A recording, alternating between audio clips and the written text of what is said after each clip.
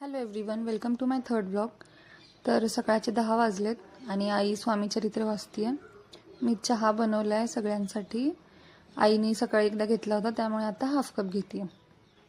आणि सानवी, हिला फक्त चहा त्यासाठीच प्यायचा असतो, कारण हिला बिस्किट त्यात बुडवून खायचे असतात. आणि जेवढे पण टाईपचे घरात बिस्किट असतात ते सगळे एकत्र घेऊन येते आणि मग सगळे एक एक एक एक करून ट्राय करते.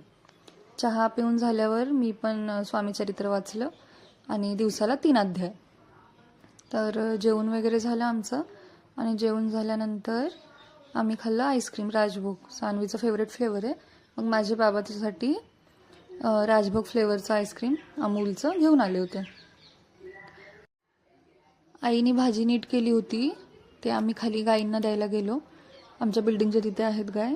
कोणी असं यायला लागलं तर ते असे शांतपणे उभं राहून बघायला लागतात त्यांच्याकडे की आता खाऊ येणार आहे म्हणून आपल्यासाठी. आणि आधी एकच ही गाय होती, नंतर मग दुसरी पण आणून त्यांनी बांधली गाय. बिल्डिंगकडेच तोंड करून बांधतात, म्हणजे सगळे बिल्डिंगचे लोक त्यांना खायला वगैरे देतात. आणि संध्याकाळी आम्ही माझ्या भावाला कपडे वगैरे घ्यायचे होते, तर आम्ही ॲव्हेन्यू मॉलला गेलो होतो. तिथं झुडिओमध्ये वगैरे त्याला काहीच नाही आवडलं, मग आम्ही फक्त डीमार्टमधून जाऊन आलो. आणि रात्रीच्या जेवणात मी बनवतीये अंडा करी. तर हे बघा, याच्यामध्ये मी कांदा टमॅटो व्यवस्थित शिजवून घेतलाय, पाणी वगैरे घालून.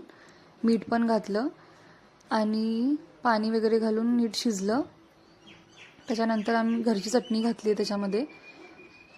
तुम्हाला पाहिजे तर मसाला तुम्ही वेगळा घालू शकता. आणि हे येल्लो पार्ट वेगळे करून ठेवलेत. हे येल्लो पार्ट मी त्याच्यामध्ये घालेल ग्रेव्ही थिकनेससाठी.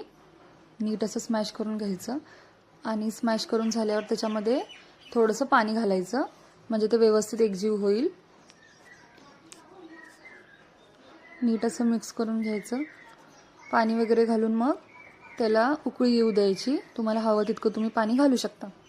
आणि उकळी येऊन झाल्यानंतर जे आपण कट करून ठेवले होते ते त्याच्यामध्ये टाकून द्यायचे. तुम्हाला पाणी जशी हवे असेल, कमी जास्त सुक्कं किंवा थोडी ग्रेव्ही, तसं तुम्ही पाणी कमी जास्त करू शकता. आणि हे बघा, नीट असं शिजलेलं आहे. तर आत्ता आम्ही बसणार आहे जेवायला. जेवण झाल्यानंतर आम्ही खाली वॉकला गेलो होतो, सानवी, माझ्या मामाची मुलगी आणि मी. इथे खूप अशी छान स्पेस आहे फिरण्यासाठी वगैरे, आणि झाड वगैरे, हवा वगैरे खूप छान आहेत. आमच्या बिल्डिंगच्या बाजूला म्हणजे बॅक साईडला एक मंदिर आहे महादेवांचं. खूप पीसफुल मंदिर आहे आणि खूप छान वाटतं तिथे गेल्यावर. मी तुम्हाला माझ्या नेक्स्ट व्लॉगमध्ये नक्की दाखवेल ते मंदिर. आणि